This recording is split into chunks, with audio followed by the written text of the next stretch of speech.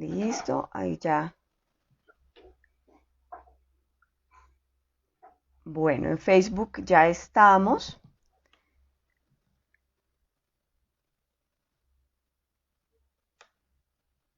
Así que me estoy conectando ya acá en el Instagram. Muy buenas noches para todos los que se están conectando por Instagram. A ver. Bueno, voy a saludar a algunas personitas que se están conectando. Soy Marta, John Marín, La Bello, a Grace, yo soy Fresiana, Migue, Iván, Muluk, Juan Sebas, Martica, Fabián Correa, Fabio, Sebastián Postres, Marvin, las personitas que se están conectando, muy buenas noches, bienvenidos nuevamente a un espacio más de ellos entre el cielo y la tierra. Hoy estamos con un invitado súper especial. Tuve el placer de conocerlo, de compartir con él antes de que empezara la cuarentena y la pandemia. Y vamos a hablar de un tema súper interesante. Entonces, bienvenidos nuevamente para todos. Espero que disfruten esta charla, este conversatorio, que aprendamos muchísimo de este tema o de estos temas muy interesantes, que tengan listas las preguntas, que pregunten todo lo que quieran para que nuestro gran invitado y especialista nos las conteste. Entonces vamos a invitar a Gustavo que se conecte al Instagram para poder iniciar nuestra charla de hoy. Vamos a ver. Vamos a buscarlo por acá.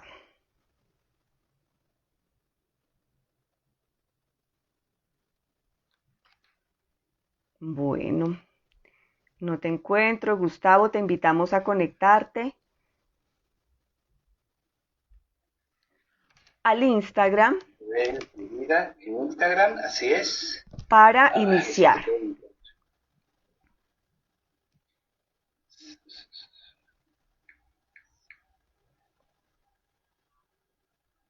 A Claudia y vamos a ir saludando mientras nuestro gran invitado de esta noche se nos puede conectar. Linda noche, Isa, eres especial. Gracias para Black, para Ana Portela, Felipe, Pamela. Listo, ya tenemos acá a Carlos, a Felipe, Jorge, Cedeno, a Valeria. Bueno, ahora sí, muy buenas noches, Gustavo. Para mí es un placer completo tenerte por acá, de invitado a este espacio que hemos denominado Entre el cielo y la tierra, porque entre el cielo y la tierra no hay nada oculto. Así que muchísimas gracias por aceptar esta invitación. Yo sé que está muy ocupado con muchas cosas que he visto. Eh, Súper ocupado haciendo talleres, haciendo muchas cosas allí en Argentina. Te estoy escuchando con retorno. Yo creo que sí nos va a tocar el audio por el celular, Gustavo. Bien, bien. ¿Qué tal, Isabel? ¿Cómo estás? Muy buenas noches. Aquí estamos juntos tratando de eliminar algunos pequeños detalles técnicos, así que me dices qué tal me estás recibiendo y comenzamos. ¿Me escuchas bien? Ahí sí te escucho perfecto, perfecto. Perfecto. Ahora sí, ¿cómo estás, querida Ahora sí. amiga? Qué gusto verte nuevamente. Y bueno, un saludo enorme y un abrazo fraternal para todos tus seguidores, para toda la gente linda que acompaña tu emprendimiento, para toda esa gente linda con la que hemos compartido cuando, como bien decías, ¿no? Casi ahí al filo de la pandemia, sin embargo el universo fue bondadoso y nos permitió encontrarnos y compartir unos días tan lindos. Así que gracias. Gracias por invitarme y gracias por considerar que lo que pueda acercar sea de interés para toda esta bella gente que te sigue. Bueno, yo les cuento un poquito. Gustavo es escritor, es investigador de fenómenos paranormales también, es ufólogo, es parapsicólogo y yo creo que puedo seguir nombrando y nombrando. Es una persona que lleva muchísimos años investigando todos los temas que tienen que ver con la parte espiritual, con la parte de la metafísica, con la parte de la parapsicología. Así que tenemos un invitadazo esta noche, aprovechen el tiempo y hagan las preguntas que más puedan. Escogí un tema porque yo hablaba con él, yo dije, bueno, no sé ni de qué hablar porque son tantas cosas que de pronto él tiene para enseñarnos, para hablar, pero escogí un tema puntual que a mí particularmente me encanta, me identifico mucho, me gusta mucho, y es la parte del chamanismo y la parte también de la medicina ayurveda, que son dos cosas diferentes. Así que yo creo que empecemos por ahí, Gustavo. Preséntate un poquito y empezamos con qué es exactamente el chamanismo. Yo soy un poco, voy a tener el atrevimiento, Isabel querida, de ser un poco reacio a presentarme, porque a veces la presentación tiene más que ver con exhibir pergaminos y títulos, y yo digo que, bueno, en última instancia la única y verdadera presentación, por lo menos que a mí me sirve, es entregar lo que uno hace, lo que uno ha hecho y lo que uno se propone hacer. Luego, si atrás de eso hay títulos rimbombantes o no, termina siendo una anécdota. Pero bueno, para la gente que no me conoce, le cuento muy rápidamente. Yo dirijo aquí en Argentina varias instituciones, una llamada Casa del Cóndor, que es una agrupación difusora de sabidurías ancestrales. Esto entra de lleno en la temática que nos convoca hoy. Otro es el Centro de Armonización Integral, que es una entidad dedicada a la docencia en estas disciplinas. Y una tercera entidad es un instituto, una agrupación de investigación del fenómeno OVNI, el IPEC, Instituto Planificador de Encuentros Cercanos. Pero al margen de estos títulos y de mi propio recorrido, de los libros que me hayan sido publicados, yo básicamente me defino como un entusiasta buscador y viajero, alguien que tiene una enorme curiosidad, tal vez una de las pocas cualidades que me acompañó toda la vida, la necesidad de buscar síntesis, encontrar conexiones, establecer parámetros para comprender parte del universo, del externo y del interno del ser humano. Y precisamente en ese caminar he ido transitando algunas de las disciplinas que tú mencionabas, ¿no? A veces no una observación crítica, un comentario que se me suele hacer es, Gustavo, pero ¿no es un poco disperso esto de estar saltando de la ufología al chamanismo, del chamanismo a la ayurveda, de la ayurveda a la parapsicología? Y yo digo, quien piensa así, todavía lo está viendo como áreas de conocimiento compartimentado. Yo en realidad he ido de una disciplina a otra, y en realidad no he ido de una disciplina a otra. He avanzado a otra disciplina quedándome también en la anterior, ¿no? Has integrado, has hecho una integración que realmente... He encontrado siempre el hilo conductor entre todos esos conocimientos. A ver, hablamos de chamanismo, y ahora entrando concretamente en tema, básicamente yo siempre digo, hay que entender y poner en contexto el término chamanismo, que quizás no es el término ideal para aplicar a lo que propiamente debemos llamar sabidurías ancestrales. La palabra chamán, que de hecho no es ni siquiera americana, es decir, se asocia mucho a la idea del conocimiento ancestral americano, pero la palabra en realidad viene de un dialecto siberiano, shaman, que significa hombre o mujer medicina. Y de hecho el chamán, etimológicamente y originariamente, es un sanador o sanadora, es el hombre y mujer medicina. Por eso cuando a veces me preguntan si yo soy chamán, yo aclaro, no, yo digo, yo no soy chamán. En todo caso, si quieren ponerme un rótulo, si quieren ponerme una etiqueta, cosa que como habrás observado me resulta hasta un poco, no incómodo, pero un poco innecesario, yo siempre digo que el término que en todo caso me corresponde es la palabra temachtiani. Claro, la gente acostumbrada a hablar de chamanismo, chamán, cuando escucha esa palabra rara, temachtiani, ¿qué significa? Entonces les cuento que en un horizonte cultural específico, el de la toltequidad, que era el conocimiento legado por los antiguos toltecas de lo que actualmente conocemos como México, que en tiempos previos a la conquista tenía otro nombre, el temachtiani se traducía como el dador de conocimiento. Es decir, básicamente un profesor, un docente, un maestro. En ese caso, en el sentido de dador de conocimiento, puedo decir que es un término no que solo que me identifica, sino que además me ha sido dado. Sin embargo, insisto, en la palabra chamanismo, la seguimos usando porque a la gente que no está plenamente inmersa en esta disciplina, la ubica en el tiempo y en el espacio de los temas que vamos a tratar. Entonces el chamanismo estrictamente sería la sanación espiritual, física, mental, emocional, con estas sabidurías ancestrales. En un sentido más amplio, más popular, chamanismo englobaría todas las antiguas sabidurías ancestrales. Y a fin de cuentas, para que se vea que no es tan disociado un tema con otro, el Ayurveda es una antigua sabiduría ancestral, es un chamanismo de la antigua India. Ahí vamos, por lo que yo te mencionaba, ¿no? Este hilo conductor que tú señalabas, que te va llevando para descubrir que la sabiduría es una, el conocimiento universal es uno, y que los que en realidad compartimentan, dividen y etiquetan somos los humanos, pero no lo es el conocimiento en sí. Así que bueno, esta es un poco mi historia. Acá en Colombia, Gustavo, no sé si se comparta el término a nivel América, Latinoamérica, que has viajado mucho y has compartido mucho más este tema espiritual en muchos países. El chamán es considerado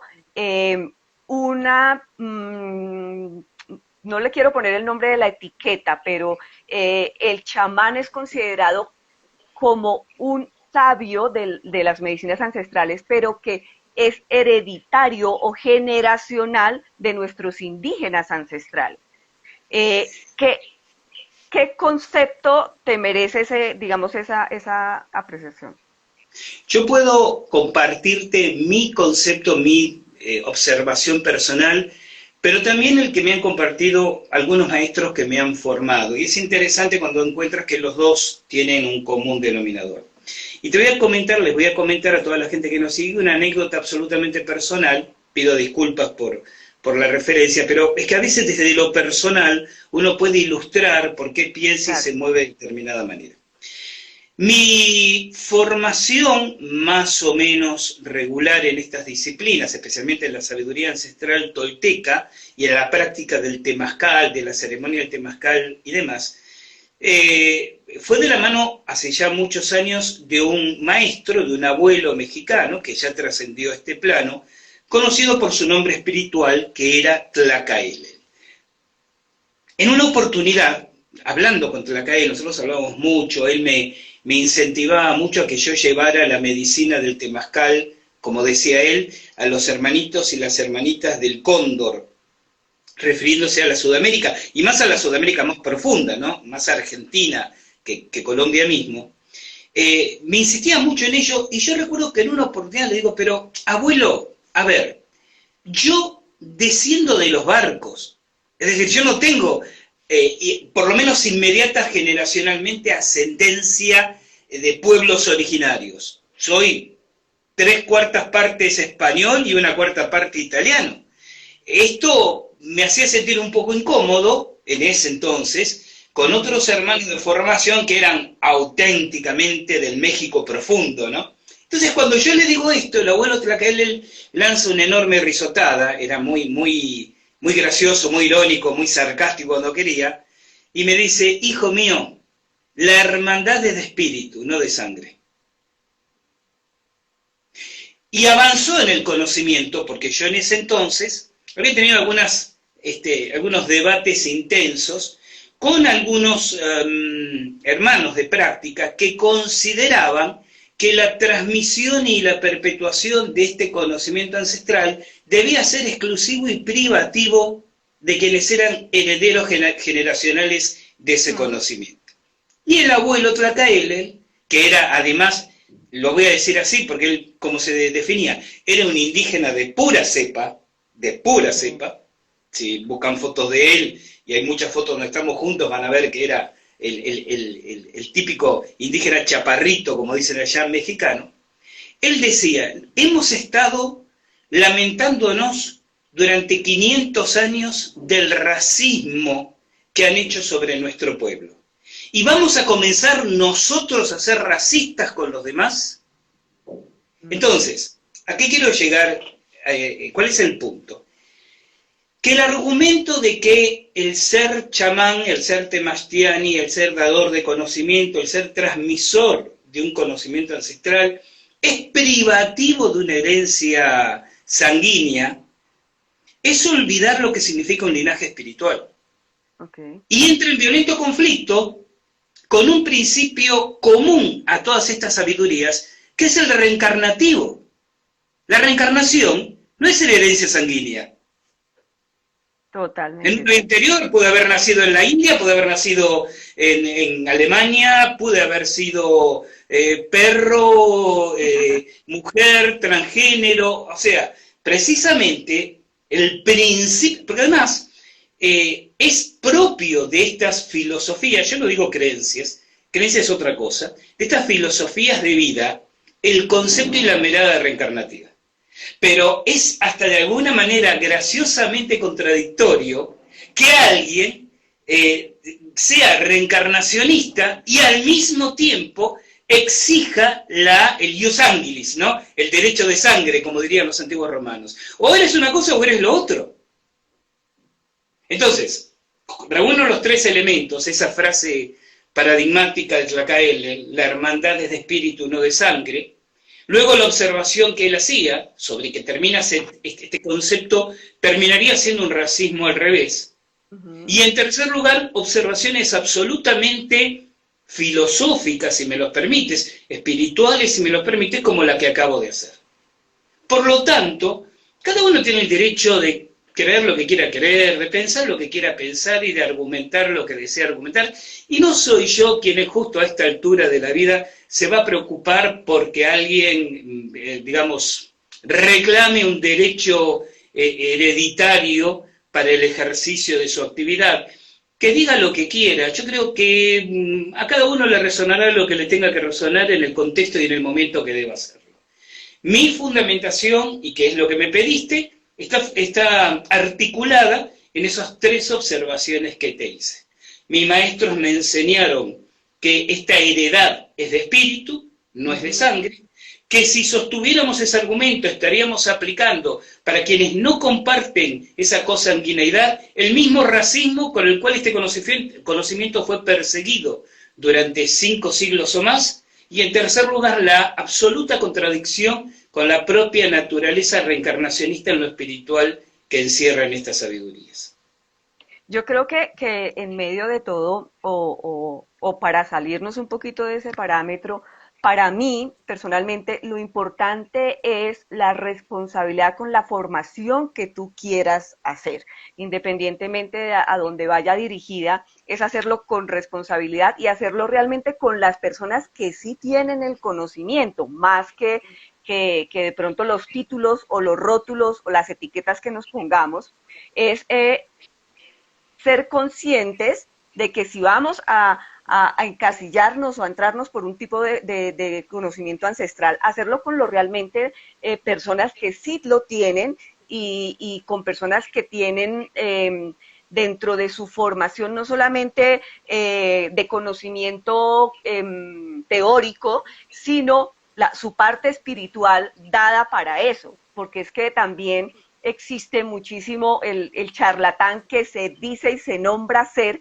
el chamán para involucrarte en procesos espirituales que no son realmente dirigidos por personas que espiritualmente están dadas para ello. Yo pienso que más que el rótulo es hacerlo realmente en una formación espiritual con las personas que están dadas para eso y que sí realmente lo tienen, pienso yo. Yo estoy de acuerdo contigo, Isabel. Fíjate que yo creo que de alguna manera las aguas se decantan por sí mismas en el mismo camino. Es decir, además de la importancia de una formación responsable, me parece que es tanto más importante un amor responsable en el aprendizaje y en el compartir, ¿no? El abuelo Tlacaele, lo voy a citar evidentemente varias veces en esta entrevista, siempre miraba con un poco de ironía las distintas escuelas o espacios de transmisión, por ejemplo, concretamente de la ceremonia del Temazcal. Que la puerta del Temazcal debe mirar hacia el este, decían unos, hacia oriente, otros, que debe mirar hacia occidente, que debe tener 4 puertas, que debe ser al amanecer, que debe ser al anochecer. Y el abuelo lo miraba con ironía y me decía, están perdiendo de vista que hay tantas formas de correr un temazcal como temazcaleros y temazcaleras hay, porque el temazcal es una extensión del corazón. Y a mí me parece una enseñanza profundísima.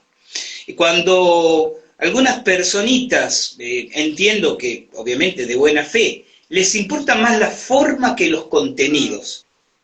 Que si me muevo en sentido de las agujas del reloj o al revés, que si salgo de cabeza o de cadera, que si digo ajó o digo Chicago, que si miro al este o miro al oeste, y pierden de vista que lo realmente importante es qué te pasa por dentro cuando ceremonias. Por ejemplo, y ujú. al solo título de ejemplo, esto que ejemplificaba, ¿no? La ceremonia del temazcal.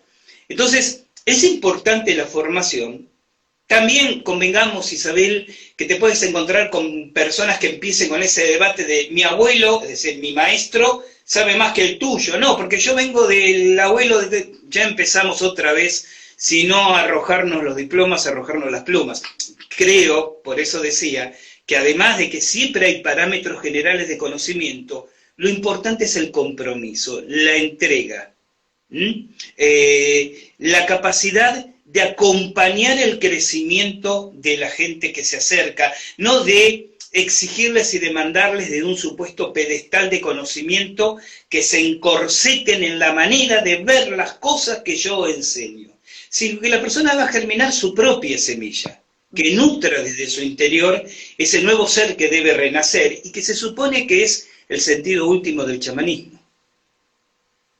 Una pregunta, Gustavo. En medio de tantos aprendizajes que tú has tenido y varias escuelas de sanación, de manejo energético, de manejo espiritual, precisamente lo que acabas de decir, hay muchas directrices en cuanto al manejo de la energía, por ejemplo, cuando se maneja sanación a una persona o se maneja algún ritual dirigido a una persona, y es precisamente la forma de hacerlo. Argumentando de pronto, por ejemplo, que la energía se forma o se mueve de manera espiral, que si tú la cruzas, estás cruzando la energía de la persona o estás cerrando la persona. ¿Cómo has logrado tú integrar ese tipo de visiones diferentes? ¿O tú mismo te has formado tu propia visión tomando cada cosita de cada una de las formaciones que has tenido? Yo no voy a proponer un abordaje anárquico de este conocimiento, pero creo que el conocimiento en el ámbito de lo espiritual, de lo energético, si quieres verlo así, debe adaptarse al universo que va creando cada practicante. ¿Por qué digo esto, Isabel? Uno puede haber leído muchas fuentes, haberse nutrido de distintos maestros. El problema es cuando yo transmito dogmáticamente una forma de ver esta realidad, porque deja de ser conocimiento y se transforma en creencia. Es decir, ¿cuál es la base del conocimiento? Inclusive el conocimiento espiritual, el cuestionamiento, la duda constructiva, el poner en duda lo que mi maestro o maestra me ha enseñado e invitar a mis alumnos y alumnas que pongan en duda lo que yo enseño. No la Uh-huh. duda destructiva, ¿no?, de la negación, del escepticismo, sino la duda crítica y constructiva del voy a experimentar a ver cómo me resulta a mí esta técnica que me enseña. En ese camino, descubres que esa técnica que te ha enseñado alguien y que tú aplicas sobre otra persona pasa por una matriz alquímica, por un crisol, por un amplificador, que eres tú, no es ajena a ti. No son dos ladrillos que debes pegarlos entre sí con determinada cantidad de argamasa, sí o sí de esa manera, porque de lo contrario el muro se cae. Es una técnica que actúa sobre otra persona a través de un cristal que eres tú, y que cuando yo te lo transmito, te lo tengo que transmitir con el claro entendimiento que tu cristal no es mi cristal. Entonces puede ocurrir que tú lo resultes aplicando tal cual te lo he compartido porque ves el resultado, pero que de pronto tú te permitas decir, a ver, yo me permito hacer este matiz de diferencia. Y está bien que así sea. El universo de lo espiritual no es el universo físico mensurable, objetivo con leyes matemáticas irreductibles. Tenemos que concebirlo de otro lugar, que, por supuesto, y como dije al principio, no implica una anarquía conceptual, pero implica no caer en el dogmatismo, porque si somos sinceros, voy a ser absolutamente sincero, cuando nosotros debatimos, tanto cuando estuvimos en nuestro hermoso retiro en tierras colombianas, como cuando debatimos con cualquier compañero o compañera de caminata en estos temas, y decimos, no, porque la energía que viene del cosmos te atraviesa. ¿Cuánto podemos demostrar al otro empíricamente que es así? En términos cuantitativos y objetivos, es decir, en el término de la ciencia. Entonces la gente dice, bueno, no, pero es que a mí me resuena de esta manera. No, no se trata de poner todo en el laboratorio. Mi corazón me dice, estoy totalmente de acuerdo, pero entonces no le digamos a los demás que las cosas se hacen de esta manera y no de aquella. Digámosle a los demás, mira, mi experiencia es hacerlo así. Toma, te entrego el conocimiento. Pero Gustavo, ¿ahora qué tengo que hacer? No sé, ahora el conocimiento es tuyo, ya no es mío. Crece, experimenta, practica, cuéntame para que yo aprenda también de tu trabajo y tu resultado. Por eso, Isabel querida, cuando a veces uno escucha a algunos colegas, como tú mencionabas antes, ¿no? No, porque si la energía se cruza, tienes que venir desde la derecha, no, porque las vibraciones que bajan, yo digo, tengamos la modestia espiritual de decir todo eso si lo queremos decir y terminar diciendo eso por lo menos para mí. A mí. Claro. Bueno, Gustavo, que dentro del el chamanismo tú has mencionado varias veces lo del temazcal. Y la gente me dice, bueno, pero ¿y qué es eso? ¿Qué es el temazcal? Esta es una deformación profesional. Estoy tan habituado a los temazcales que a veces cometo el error de creer que todo el mundo tiene que conocerlo. Bueno, el temazcal, la palabra proviene de una antigua lengua mesoamericana, el náhuatl. Temaz, vapor, cal y casa, casa de vapor o casa de sudor. El temazcal es básicamente una construcción, a veces provisoria, de mantas, de lonas, a veces permanente, de material, de forma hemisférica, dentro de la cual se colocan piedras muy calentadas al fuego, si es posible casi hasta que se pongan el rojo vivo, se introduce en el interior, donde obviamente estamos todos sentados dentro de esa construcción, y se va arrojando sobre esas piedras, sobre esas rocas, un té preparado con hierbas medicinales. Eso provoca mucho vapor, sube la temperatura, se suda muchísimo, por eso el nombre, temaz, vapor, ¿no? Temazcal y casa de vapor. Pero alguien diría hasta aquí, bueno, pero es un baño sauna, un baño turco, Sauna, un baño... sí. Claro, a mí me da un poquito de erisipela cuando me comparan el temazcal con un baño sauna, pero entiendo la analogía y digo, bueno, pero es que es más que eso. ¿Por qué? Porque mientras permanecemos en el interior, se ceremonia. ¿Qué significa ceremoniar? Significa realizar cantos, significa realizar meditaciones grupales sobre determinados temas según el tipo de temazcal, es decir, el tipo de ceremonia que estemos realizando. Significa transmitir, yo voy a usar quizás con frecuencia palabras de esta lengua que mencionaba antes, el náhuatl, porque la línea filosófica de la que yo provengo, la llamada la Toltecayot o Toltequidad, que es ese conocimiento de los antiguos toltecas que decía hace algunos minutos, es muy importante para nosotros el valor vibratorio de usar palabras en esa lengua, ¿no? Entonces, en el interior de esas ceremonias se da lo que se llama la Huehuetlátoli, palabra que significa enseñanzas de los abuelos o enseñanzas de los ancestros, que son viejas tradiciones orales, algunas en forma de relatos, de cuentos, otro en formas de consignas, si se quiere, ¿no? de axiomas, para que se vayan trabajando con el pensamiento mientras continúa la ceremonia. ¿Cuál es el sentido del temazcal? Por un lado es una terapia física, de resultados absolutamente comprobados.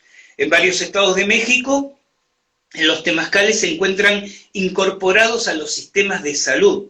Y suele ser común para muchas patologías, no todas, claro, pero para muchas patologías, que si tú vas al hospital, el médico, en vez de darte 10 sesiones de kinesiología, te dé una orden para 10 sesiones de temazcal, porque tiene efectos sobre artritis, artrosis, lumbago, gota, reuma, enfermedades gastrointestinales, infectopulmonares, bronquiopulmonares, enfermedades de la piel. Pero además, y esto es quizás mucho más interesante, por lo menos para mí, tiene un efecto psicoespiritual impactante porque tiene como objetivo trabajar el guerrero y la guerrera interior. Hay distintos linajes de temazcal que dependen de la escuela, de origen de cada uno. El nuestro, por ejemplo, es de origen, bueno, lo decía recién, tolteca, están los de origen maya, los de origen huichol, zapoteca, tlaxcalteca, otomí, o las distintas corrientes. En la nuestra, por lo menos, lo que se busca es, a través de la experiencia, obviamente no una vez, anecdóticamente, episódicamente, sino sostenida en el tiempo, desarrollar una mayor fuerza de voluntad, consolidar la inteligencia, fomentar la intuición y sobre todo permitir sanar aquello que bloquee tu capacidad de sanar a tu entorno, cosa que no podrás hacer si no sanas primero hacia adentro, porque no puedes dar lo que no tienes. Entonces, a través precisamente de esas meditaciones dirigidas, de ciertos y específicos cánticos de acuerdo al momento del temazcal, a la etapa del temazcal. El temazcal tiene distintas etapas, en algunos casos son 2, en otros son 4 y en algunos hasta 8, donde se va subiendo la temperatura y se van ingresando más piedras calientes y se va, ¿no?, trabajando con ese líquido, con los cantos, con las meditaciones, con la combinación de rituales que se hacen dentro de ese espacio físico, se buscan potenciar estos objetivos que comentaba recién.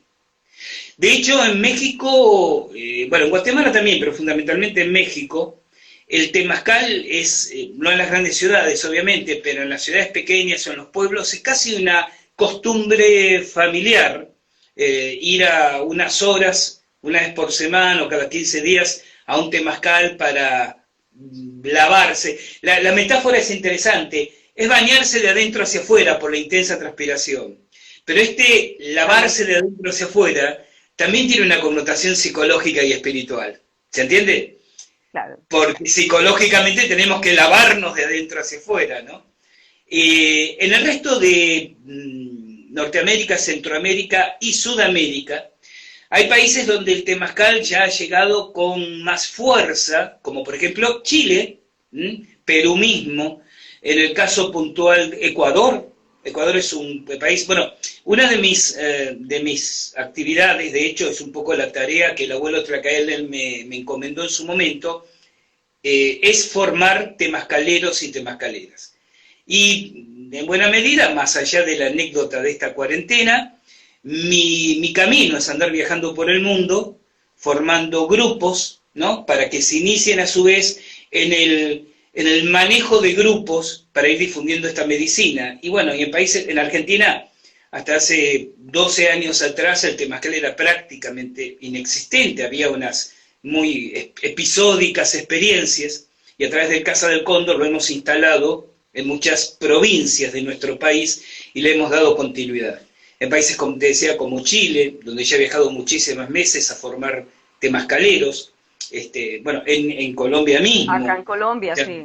He realizado 2 formaciones de temazcaleros, así que, y esto es muy interesante y es muy kármicamente sanador, y en España. Y es muy interesante que en estos chicos y chicas descendientes de aquellos ancestros españoles que fueron los que exterminaron no solo la cultura y la civilización americana, sino la medicina americana como el temazcal, sean los que hoy se estén abriendo tanto y estén entusiásticamente compartiendo y encendiendo fuegos y sembrando temazcales. Y bueno, y viajo periódicamente a España también a guiar los grupos allá. Eso me lleva a la siguiente pregunta.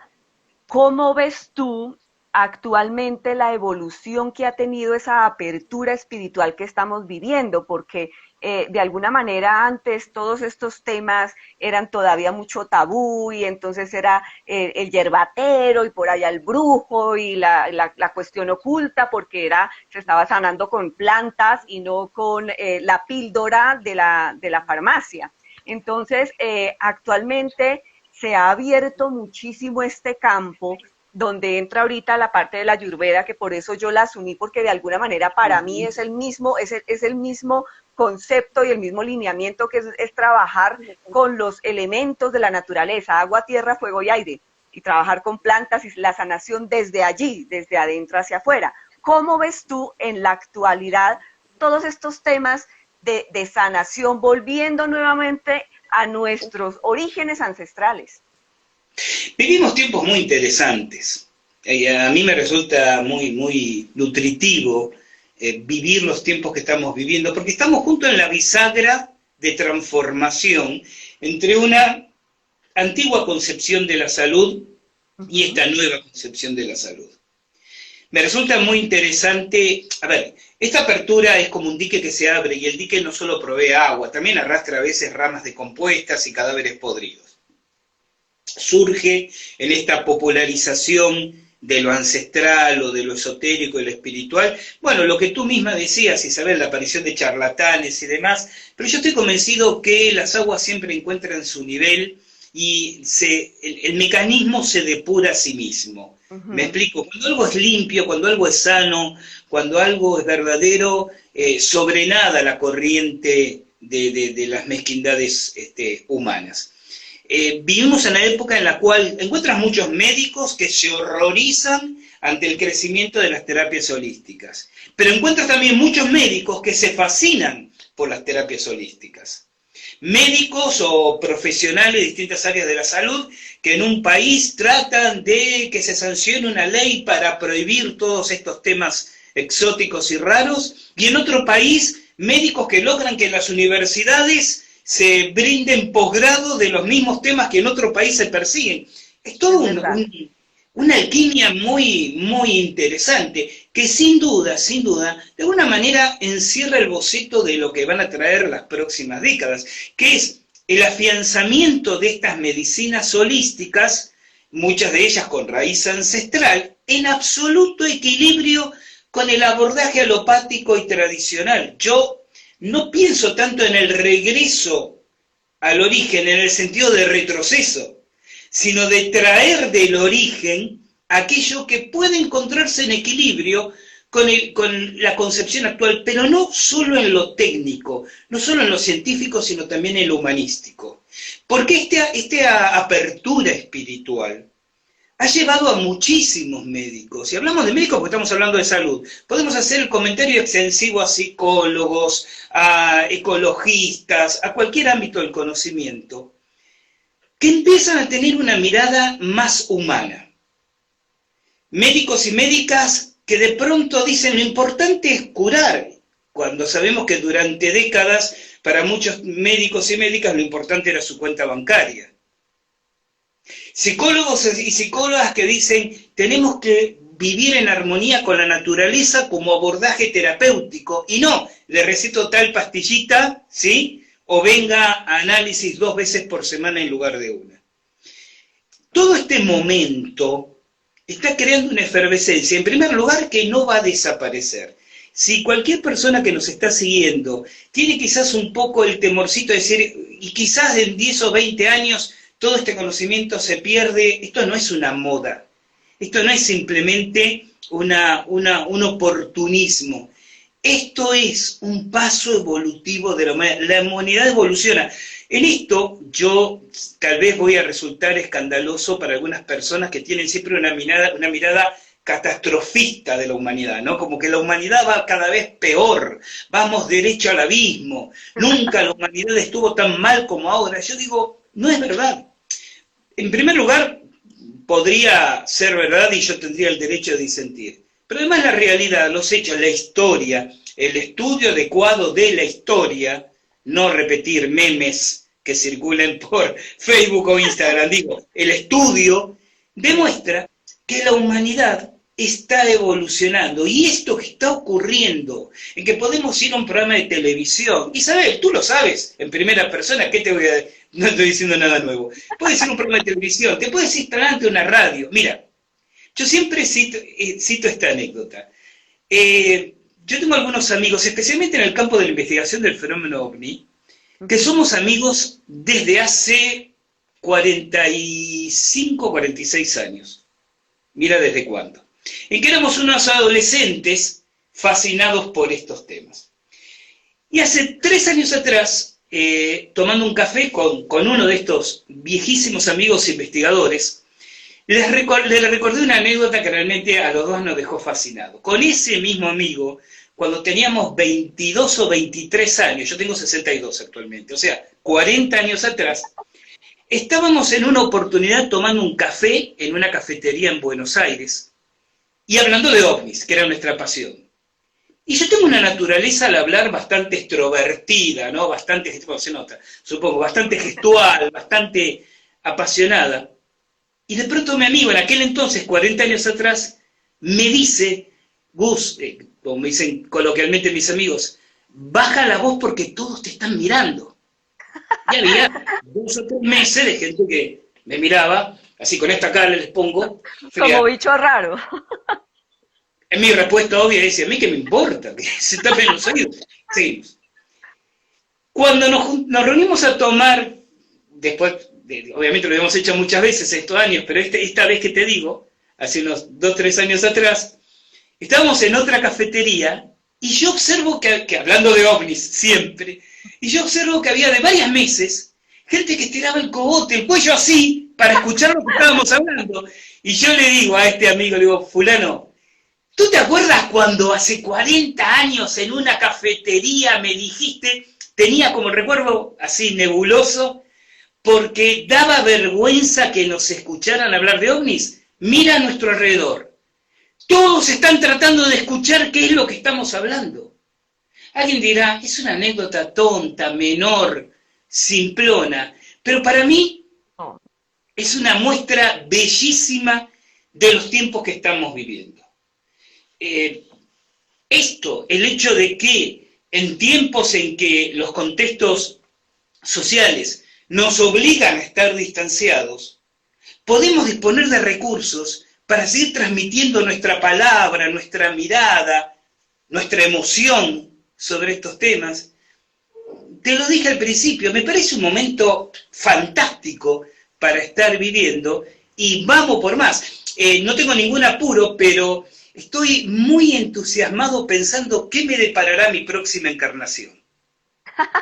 Porque van a ser tipos seguramente maravillosos. Todavía te faltan muchísimos años. Sí. Prefiero quedarme con la intriga unos cuantos años más todavía. Bueno, Gustavo, ¿cómo tú integras la parte de la Ayurveda? Recordemos que la Ayurveda es uno de los 4 libros sagrados de esta doctrina espiritual que es el hinduismo, que también tiene, o sea, es enriquecedor muchísimo el manejo de mantras, el manejo de cómo ellos ven la parte integral del ser humano y la parte espiritual del ser humano. Dentro de estos 4 libros sagrados está la Ayurveda. ¿Qué es exactamente la Ayurveda? ¿De qué se trata? ¿Cómo lo integras tú a tu vida privada? Voy a comenzar por la última parte de tu pregunta y luego voy a las primeras. ¿Cómo lo integro? Practicando Ayurveda, obviamente. Y por supuesto buscando difundirlo a través de artículos, a través de talleres, a través de podcasts, en cada espacio. Digo básicamente porque tiene que ver con esto, ¿no? Con la práctica, con el ensayo y el error en la vida. Yo no enseño jamás en ningún ámbito, te lo había comentado a ti en la oportunidad del retiro que participamos, yo no transmito nada que yo no haya experimentado primero. Hay muchas veces que la gente se acerca y dice, Gustavo, ¿conoce la técnica X y la doctrina Z? Y quizás te voy a decir, sí, he escuchado de ella, pero es buena, no es buena, lo hago, no lo hago, no lo sé. No lo sé. Yo lo único que sé es que lo que yo transmito es algo que yo primero lo experimenté, además en mí mismo. Ahora bien, ¿qué es la Ayurveda? Etimológicamente la palabra significa ciencia de la vida, y es una doctrina de conocimiento sobre la salud en el sentido más holístico, cuerpo, mente y espíritu, que se pierde en la noche de los tiempos. De hecho, la mitología, la leyenda, la historia, ¿no? El tema se ubica donde cada uno quiere verlo, dice que es un conocimiento que una deidad llamada Dhanvantarin, el médico de los dioses, trajo a los seres humanos en épocas remotísimas. Pero, hacia el año 600 antes de nuestra era, un monje llamado Yuyuruta lo codifica en un libro llamado Ashtanga Hridaya, que todavía se sigue aplicando en la actualidad, obviamente nutrido y enriquecido con todas las investigaciones que se han hecho durante 2600 años, sobre la ciencia de la vida. Recordemos que en la India, el Ayurveda es medicina académicamente oficial. Cuando yo decido, yo durante muchos años tuve conocimientos, si se quiere, muy improvisados de Ayurveda, por lecturas, por algún curso que había realizado. Entonces cuando dije, bueno, quiero formarme cabalmente, organizadamente, esto que tú decías antes, ¿no? Es decir, buscar formadores responsables. Bueno, me fui a hacer una temporada a la India para formarme como agente de salud ayurvédica en el hospital escuela que depende de la Universidad de Amritapuri, que queda en el estado de Kerala, al sur de la India. Anecdótico, Kerala es el lugar donde nació, además, el Ayurveda, ¿no? Y hay muchos hospitales escuela en toda la India que forman médicos ayurvédicos y agentes de salud. El agente de salud viene a ser una especie de paramédico, para que se entienda la comparación, ¿no? Ayurvédico, que es lo que es un servidor. Bueno, el Ayurveda básicamente observa al ser humano en lo que llama su prakriti, es decir, su naturaleza básica, que considera divisible en 3 categorías. A estas categorías las llama dosha.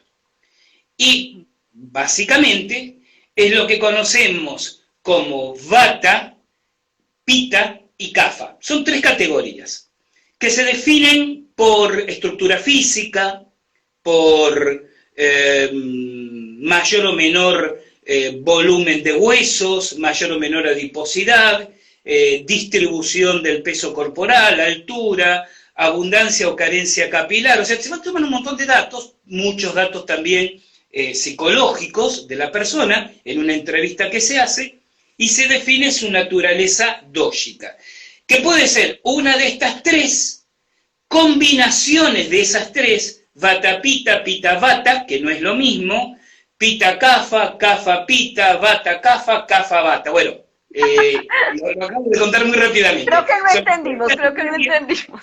Es muy fácil, tienes 3 categorías: vata, pitta y kapha. ¿Qué te define una categoría? Tu estructura física, los rasgos de tu rostro, la forma en que comes tus alimentos, tu peso, tu pilosidad. Hay 200 preguntas que definen una de estas 3 categorías. Pero la mayoría de nosotros somos una combinación de 2 de esas categorías. Tenemos más de vata que de pitta, entonces se nos llama los vata pitta, o tenemos más de pitta que de vata, y se nos llaman los pitta vata, y así sucesivamente. Y algunas pocas personas son tridóxicas, es decir, tienen las 3 categorías en su naturaleza. ¿Por qué esto es importante? Porque cada categoría tiene como patrones de sanidad: cómo debe vivir, qué debe comer, cómo debe relacionarse con los elementos de la naturaleza. Y entonces, observando cuánto se desvía la persona de su equilibrio, de lo que llamamos su equilibrio dóxico. Recuerden que dosha es el nombre de cada categoría. De hecho, la palabra dosha en sánscrito significa caja, ¿no? Como el cajoncito donde está cada uno. Viendo cuánto se desvía la persona, vemos qué hacemos con esa persona para que recupere su equilibrio. Pero eso no es solo un tratamiento médico, cuando menos no en el sentido occidental de la palabra. En América, en todo el continente americano, en algunos países más que en otros, se ha difundido la medicina ayurvédica. Pero una cosa que nos enseñaban en la India es que en Occidente, y hablaban de América y hablaban de Europa, el ayurveda se difunde más como una forma de medicina que como una filosofía de vida. Quien hace un tratamiento ayurvédico encuentra la corrección de algunos problemas, pero quien vive ayurvédicamente sana de esos problemas. Y esto tiene que ver no solo con el tratamiento clínico, sino con tratamientos psicológicos y espirituales. Por ejemplo, no es solo lo que usamos, sí usamos hierbas, desde la ingesta de tés hasta según cómo organizamos nuestro patrón alimenticio, sí usamos los famosos masajes ayurvédicos, el abhyanga, sí usamos, por ejemplo, las llamadas kasayas, que son maceración de plantas, de hierbas para hacer cataplasmas en el cuerpo. Sí se emplea el suedana, que es la sudoripación, algo parecido al temazcal, otra vez, buscar que la persona sude para eliminar toxinas. Sí se aplican, sí hacemos medicamentos. Esto es muy interesante porque la ayurveda no confía en los medicamentos elaborados industrialmente porque consideran que cada persona debe tener su medicación preparada para esa persona. El concepto hoy tan popular de no hay enfermedades sino enfermos, en realidad nace de la ayurveda, donde si tú estás con una patología y viene otra persona que tiene aparentemente tu misma patología, yo no puedo tomar una cajita de medicamentos del estante y darle una a cada una y tómese una cada 8 horas y venga a verme la semana que viene. Debo preparar la medicación en particular y el tratamiento en general para ti, y seguramente no va a ser mismo que para la otra persona, aunque los síntomas parezcan ser los mismos. Porque sin ir más lejos, ustedes serán seguramente de 2 doshas diferentes. Y entonces, obviamente, recuperarles el equilibrio requiere 2 abordajes diferentes. Además, está lo que llamamos las rutinas de sanación, y aquí me detengo un momento.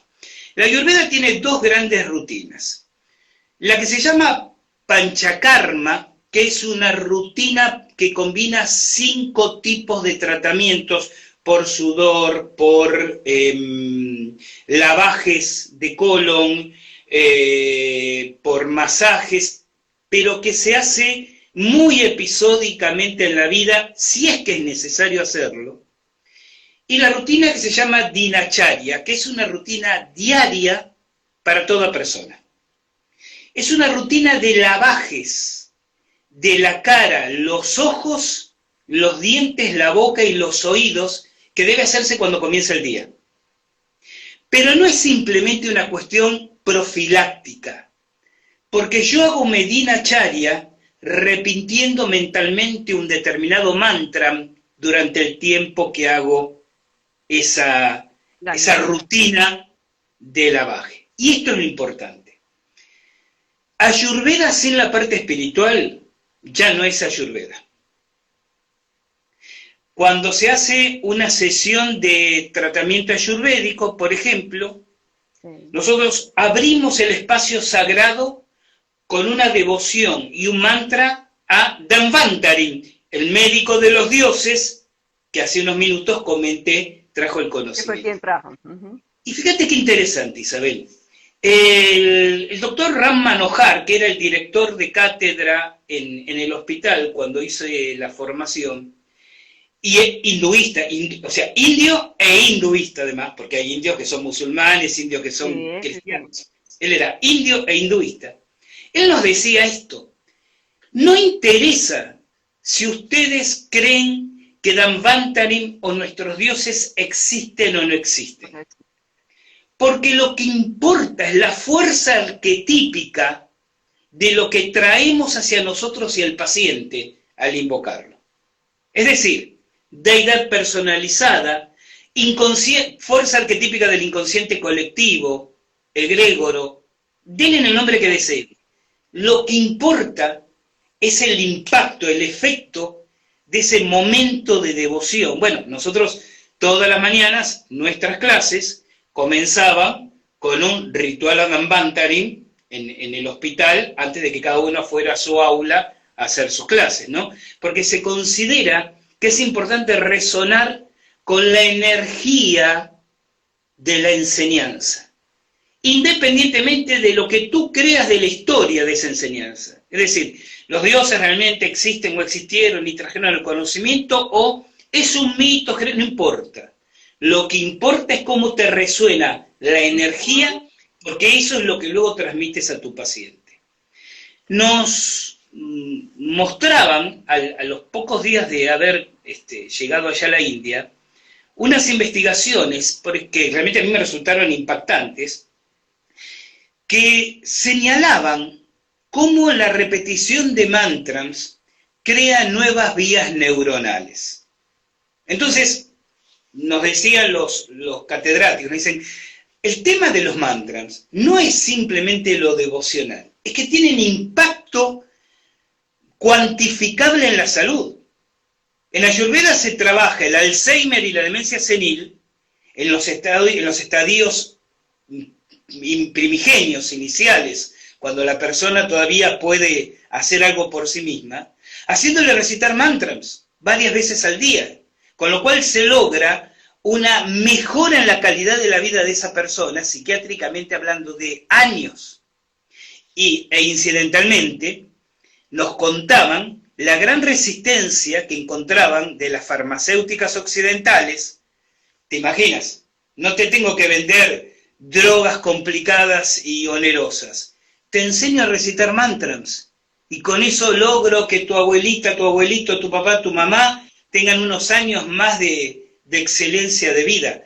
Es un tema interesante. Entonces, eso es lo que hacemos en Ayurveda. Combinamos el trabajo espiritual, por eso insisto, no es solo el tratamiento clínico, el tratamiento médico, es tratamientos médicos acompañados de conceptos y de prácticas ritualizadas, si se puede decir así. Mucha gente, como para redondear este comentario, piensa en Ayurveda y piensa, por ejemplo, en aromoterapia, en masajes y en gemoterapia. Y sí, es verdad. De hecho, totalmente. El trabajo talismánico es una herramienta de trabajo en Ayurveda, pero ¿sabes qué? Corroborado por la experiencia clínica.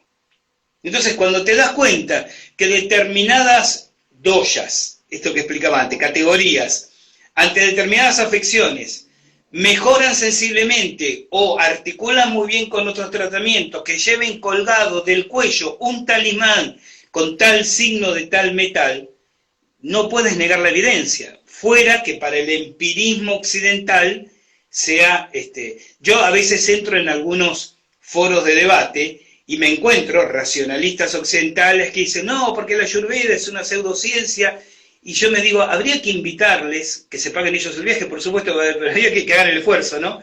Pero habría que invitarles a que viajen a la India y caminen esos hospitales y observen el efecto del tratamiento ayurvédico, porque realmente es sumamente significativo. En Ayurveda se dice que llegamos a la mayoría de